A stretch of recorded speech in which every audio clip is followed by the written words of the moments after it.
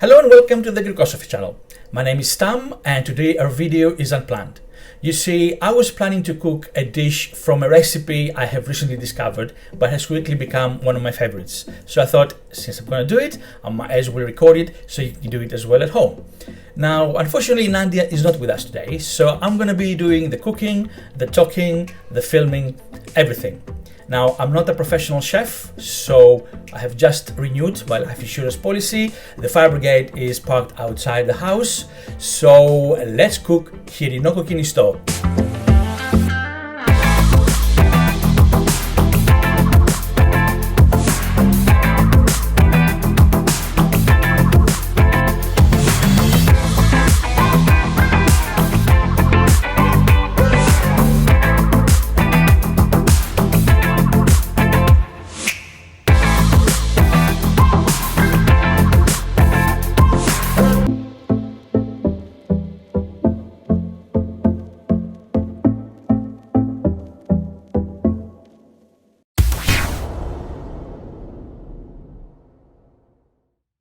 Before we begin with our cooking, there are a few things and information that I would like to tell you about this particular dish. Now, its Greek name is Hirino Kokkinisto, which in a free-form translation means reddened pork. Now, kokkinisto is actually a form of cooking. It's the method of cooking, and it's basically braising the meat in a casserole and then stewing it in a rich tomato-based sauce.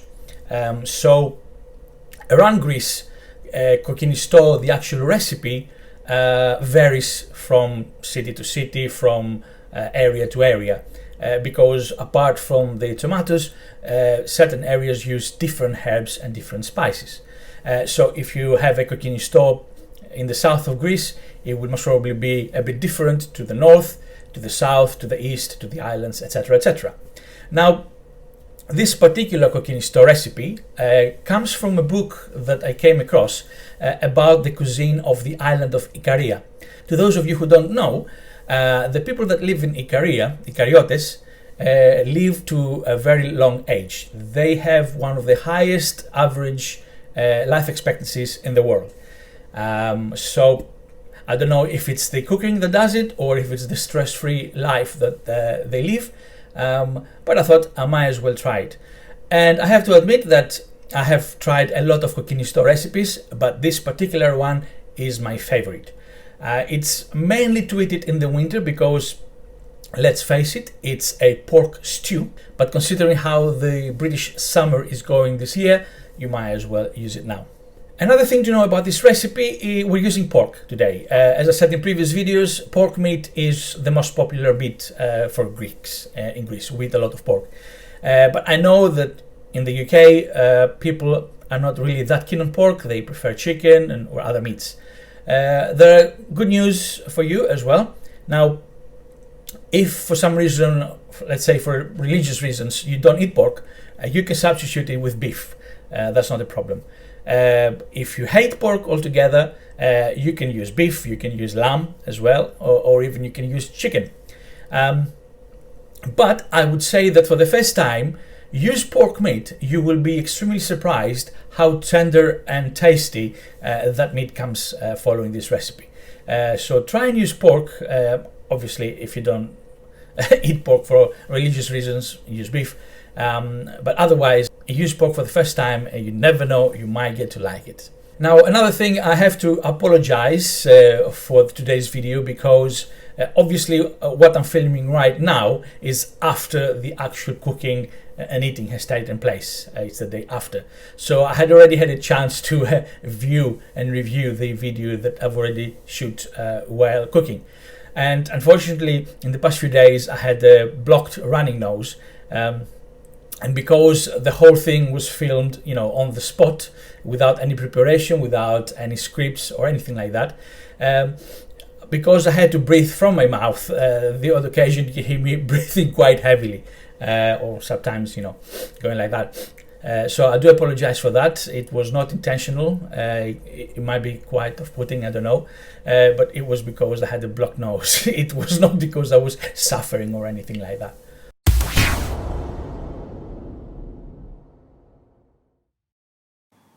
Starting from top left, today we're using 500 grams of pork meat. Now we had quite a lot of pork loin, so these are sort of leftover pieces that we're using today. So 500 grams of that, chopped in small pieces. We have one large onion, thinly chopped. We have a pinch of dried rosemary, but you can use fresh rosemary as well, that's no problem at all. A small glass, 125 milliliters of extra virgin olive oil. Also 125 milliliters of red wine. Now, if the wine is good to drink, then it's definitely good to use in the food. Don't use a cheap or wine, but also don't use a 60-70 pound bottle. For this particular dish I used a Greek wine called Ikaria, but any sort of good red wine will do. I used also 4 medium ripe tomatoes, chopped in small pieces. We need salt and pepper. We also need half a teaspoon of allspice, bahari as we call it in Greece, and we need a couple of bay leaves. Also, you don't see it in the picture, we're going to use 2 tablespoons of double concentrated tomato paste. With regards to the pork, you can use bigger pieces if you want as well. And also, if you're going to use more than 500 grams, for example, if you want to use a kilo or a kilo and a half, you can increase some of the ingredients, but not all of them. For example, if you're going to use 3 times the pork, don't use 3 times the olive oil or 3 times the wine. Otherwise, you're going to end up using a whole bottle of wine and a whole bottle of olive oil. That's not good. So you can increase, for example, the tomatoes, the onions, the spices and the herbs. But with the liquid, you can use a little bit of more wine and a little bit of olive oil, but not too much.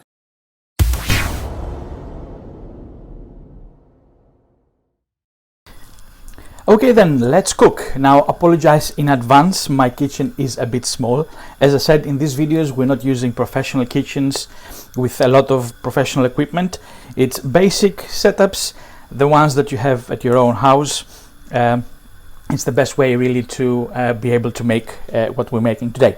So the first one, basically we're heating a large pan with olive oil. So I've just put it there, so I'm just gonna drop the olive oil there, extra virgin olive oil obviously. And I'm getting annoyed when I hear people that, oh, you should never fry extra virgin olive oil, etc, etc, it could be dangerous. There's no danger cooking and frying or anything with extra virgin olive oil. It's just that the temperature where it gets burnt is lower than other oils, and therefore you have to be very careful not to overheat it. But apart from that, it's absolutely fine and it's really, really healthy.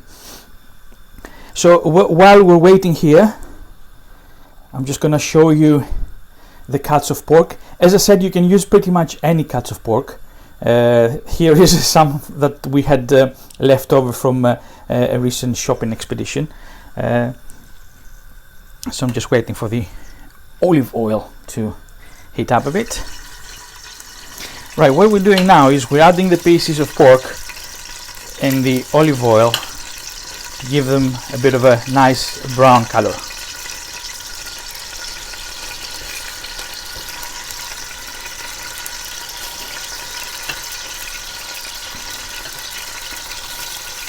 Now, as I'm recording this, I'm not sure whether my microphone will have proper sound for me to be able to hear me, because I'm using my microphone that I normally use when I sit down, and I'm not sure with me moving around whether it will have other sounds or not.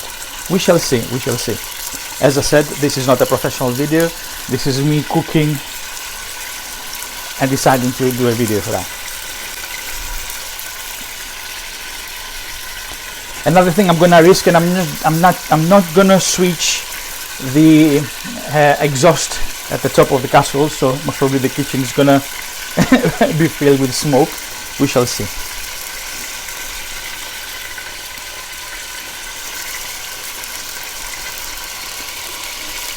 Okay, as you can see, a little bit of browning. You don't really have to, over brown it at this stage, because we're gonna cook it for at least a couple of hours.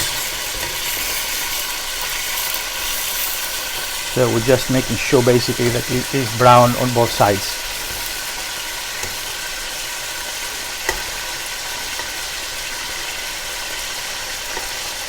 And to remind you that I'm not a professional chef or anything like that, I just like to cook. So if some of the ways that I'm cooking seem funny to you, you know why. As long as the outcome is tasty, I don't care. That's the most important thing. To have a nice tasty dish at the end of it.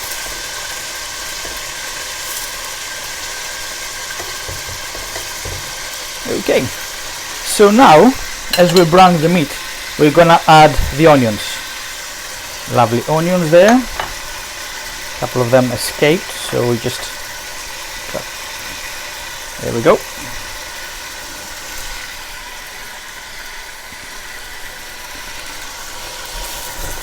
Now we're giving it a good stir.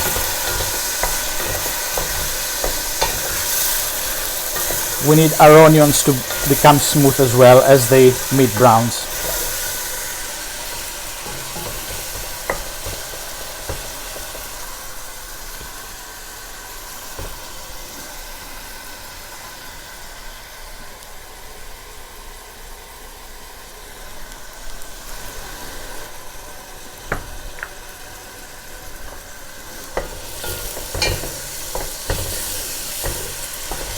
I always like to give it a good stir in now and then to make sure that the onions are not stuck at the bottom. Now you might think that, oh my god, look at the amount of oil in there. But it's very important that you have plenty of olive oil in there, because that juice, when you add the tomatoes later on, is gonna be amazing.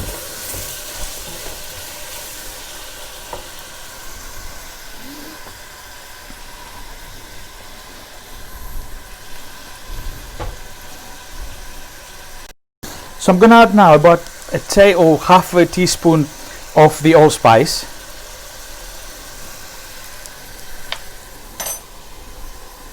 And I'm gonna add also the rosemary. And just give it a good stir so all the spice blends with the meat and the olive oil. Nicely done, if I do say so myself.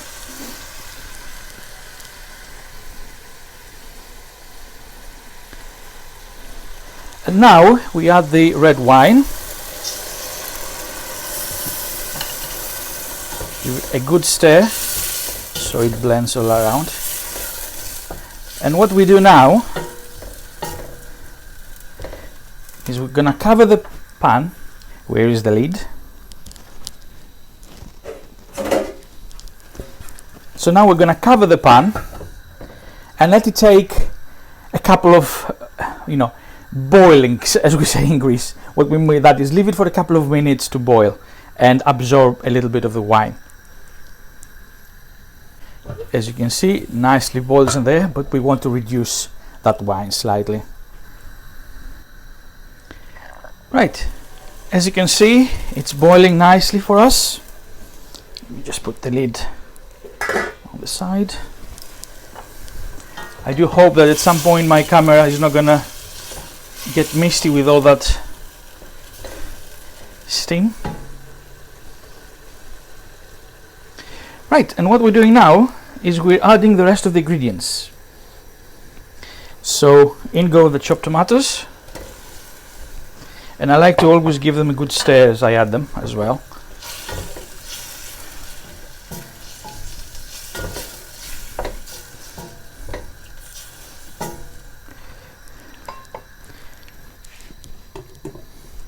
Okay, in goes the bay leaves,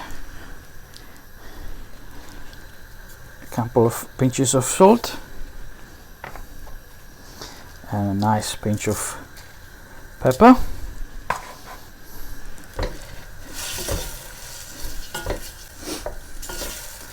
And now we're gonna chop that up with water. So I'm just going to add water just to cover the meat, not too much, just so it covers the meat. You don't want to put a lot of water at the beginning, otherwise all you're going to do is you're going to poach the meat, and you don't want that. Okay. And finally, something that I forgot to put at the beginning, I'm just going to put a nice big chunk of double concentrated tomato paste. Okay. And the color might look funny here, the yellow one. I will tell you in a minute what that is. I like to put a couple of them. What that paste does is it's going to thicken the sauce as well, a lot easier. And it gives it a really, really nice taste. So even if your tomatoes are not properly ripe or not as juicy or as tasty, this is going to add it to the taste. And now I'm going to cover my pan. Where is the lid? There it is, the lid. And I'm gonna let it boil first, get a boil. Now that paste, the yellow part that you saw there, was actually olive oil. So what I do is I get a big jar, like a 5 kilo jar. It's in a tin, so once you open the tin, it's not good to keep it out in the fridge. So what I'm doing, once I use a little bit, then I'm splitting the rest into individual glass jars, and I top those jars with olive oil, and what happens is the olive oil protects it. But once you keep it in the fridge, the olive oil becomes as you saw it. So what I added over there right now is the tomato paste with a little bit of olive oil. So all you need to check right now is to make sure that it starts boiling in there. Once it starts boiling, what you need to do is put it in a very low heat. Very low heat, keep the lid on, don't let anything out. So all it does is cooks with the juices and the steam and slowly cooks. And then you can do whatever you want. You can sit and watch some TV, do house chores, and all then you have to do is keep an eye on it every now and then to make sure that if it needs a little bit of more water, you add a little bit of more water. You can see now it's nicely boiling. So I'm going to put it in the lowest possible setting that I have, because as I'm keeping the lid always closed, even in the lowest setting, it's going to keep on boiling nicely. And you don't want to boil in a high heat. You need the meat to really slowly cook in that casserole with all the juices. And after a couple of hours, it's going to be so tender, you don't need a knife. It just splits the minute you touch it. But I will tell you later on. So for now, I'm just going to sit and relax and have a little bit of the wine that I used. And I'll be back once it needs a little bit of water. So while the meat is cooking very nicely, please don't forget to press the subscribe button down below so you can follow our channel and any future delicious recipes from us. Also, if you like this particular video, press the like button as well and let people know about us. And finally, if you want, press the bell button as well, so every time we upload a new video, you are the first to know about it. Okay, we're into about half an hour into our cooking. After we close the lid. So let's have a quick look. As you can see, most of the liquid has been absorbed now. You can clearly see the meat. So now it's the time to add a little bit of water and continue cooking. Now at this point you can check the meat, but it is not at all, it sticks to the fork, it's quite hard. It still needs a lot of cooking yet. But this is the perfect moment to taste the sauce, if we need any more salt or any more pepper. A little bit of salt for me personally at this point. So let's add the water first. Now what I do is I like to boil a little bit of water rather than using cold water. That way the sauce doesn't stop boiling for too long. So we will check it most probably and after another half an hour, but thereabouts. Okay guys, we're now 1 hour into our cooking after the last video. So in total we're an hour and a half since all the ingredients went into the pan, and almost 2 hours since we started cooking. I've put water twice since the last part, and I'm gonna show you now. You can see it is nicely boiling. Look how rich the sauce has gone, and the meat is ready, and I will show you now what I mean by that. Let's just grab one of these slices. So you can see here it falls, basically it's so tender now. Look at that, it breaks up. Let me just see. It breaks up. Now there is a big tip that I want to show you now. Let me just close the pan. At this particular point the meat is ready, so we can now make rice or pasta or chips to go with that. But here's a big tip. What you can do now is add a little bit more water to the pan and let it boil a little bit further. That will increase the amount of sauce in there. And what you can do after that, once the meat and the sauce is ready, is take some of this sauce, let's say maybe a glass full of that sauce, put it in individual tubs, or let's say in an ice pack, and freeze it. And you have homemade delicious stock for your future pasta or your future rice or anything else. So basically what I do every time I do this particular sauce is I save some of it and I freeze it, because it is so great. It goes with everything. However, today I'm going to use pasta for this dish, and I have another tip to give you that you can follow in every dish that you make, whether it's rice or pasta dish or even chips. Okay, now I'm going to use a second pan, so I'm just going to shut the video for 2 seconds until I rearrange the camera and the settings. I'll be back soon. Okay guys, back here. Now the angle is a bit tight because, as I said, the kitchen is pretty small. But what you see here is what I did is I moved the casserole dish in a smaller pot, and I will slightly continue to simmer it to keep it warm. Now I put water in this pan. Now it might seem a little bit dirty, that water, but it's not. What I've done is, once I moved for the meat and the juices from this pan to this one, I didn't wash it. And the reason for that is that I want some of the juices, some of the onions, the tomatoes and the flavors to remain in this pan. And what I'm going to do now is I'm going to put a little bit of the juice as well from that pot into the water. Now there is a little bit of meat in there as well. It was an accident, but that's okay. No need to remove it. So what happens now, I will boil that water and I will put my pasta in there. And the pasta not only boils with the water, but gets all the flavors from the juice, etc. So when it's ready, you're going to have a lovely, delicious pasta, so tasty from the juice that you can eat it on its own if you want. And you can do that with your rice as well. And that is why I said it's very good idea if you save some of this and freeze it. Because imagine the following day you want a quick rice dish or quick pasta dish, instead of buying ready-made, chemically produced stock cubes, you just empty a couple of them that you've saved in there, and there is your stock ready. Okay, so now I'm boiling the water for the pasta. I'm continuing to boil my stock for a little bit longer until it's ready.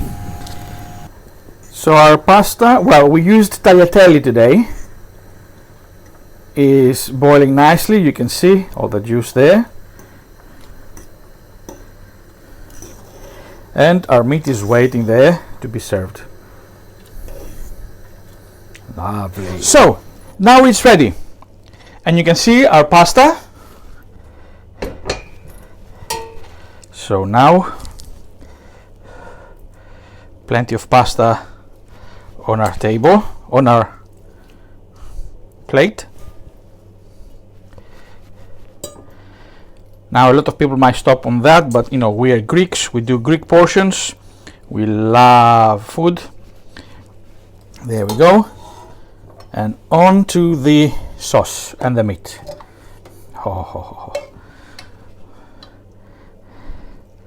There we go. Lots of meat and lots of thick sauce.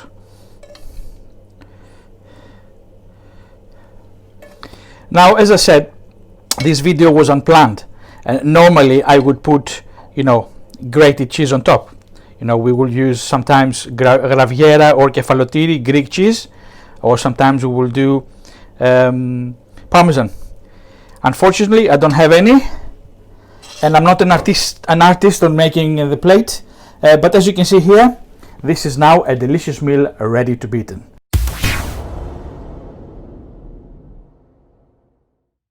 So that was basically it. But before I leave you, let me just add a few tips or points for this particular dish in case you would like to try it. As I said at the beginning of this video, this is a pork kokkinisto, which is basically a pork stew. But you can use other meats. In Greece, we use beef, we use lamb, and you can use chicken as well. The only thing you have to make sure is the time that you basically cook it. For pork and lamb and beef, it takes a long time for it to become tender. For chicken, it takes a lot less. So you can experiment with what meat you like. You can also use larger chunks of meat to cook. That is very common as well in Greece. In this particular video, I used smaller pieces for two main reasons. The first one is I cooked pasta, and I prefer to have smaller pieces so I don't have to cut them, etc. But one of the other main reasons is that I have some pork pieces from various parts of pork that were not very thick. So there was not an easy way for me of using thicker pieces.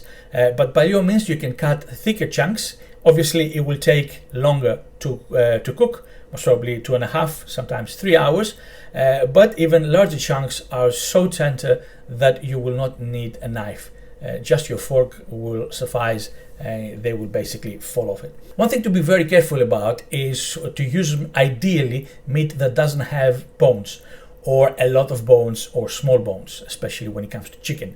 And the reason for that is that because the meat cooks for so long and it gets so tender, it is very common that the bone will fall off the meat while in the casserole. It will blend with the sauces, and you will either crack a tooth while eating and don't realize that there's a bone in it, or even worse, have a problem in eating a bone or whatever that is.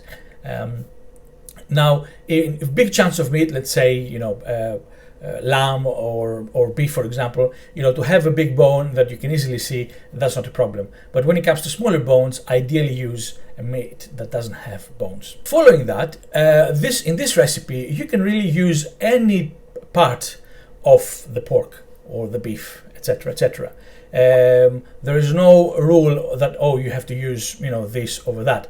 But ideally, you would like that meat to have a little bit of fat in them. And that's because very lean parts of meat take longer to cook, take longer to become leaner. And with the fat, it becomes a lot more tender. And most of the fat melts away anyway and adds a richness and a very good taste to the sauce. So I'm not saying to you, use the whole pork part with all the fat and the skin outside. That is not gonna be a very nice stew, but it ideally has to have a little bit of fat in it, as you saw in the video, in order to be a nice, proper, thick, hot, warming stew. If you remember, while I was cooking, I mentioned you the tip about keeping some of the sauce for future usage. And I said you can, save some of that sauce and put it in ice bags or tubs. For example, I use these particular tubs here. So I put sauce, they have a lid. I keep them in the freezer. They can last for a month, 2 months. And when you want to make a pasta dish or a rice dish, and you want, nice taste to that, you just add a couple of these into the water, into the boiling water, and it gives a really nice flavor to it. Now, if you don't have any ripe tomatoes in hand, you can actually use one of those chopped tomatoes that you get in cans. It's an easy way of using that. I like using as much fresh ingredients as possible, so that's why I used fresh tomatoes, but you can do that as well. When it comes to the tomato paste that I used, it is called Kiknos. It's Greek, but you can find it in specialist supermarkets in the UK as well. I will put the details of that particular brand in the description of this video below. But it's a double concentrate tomato paste, not tomato puree.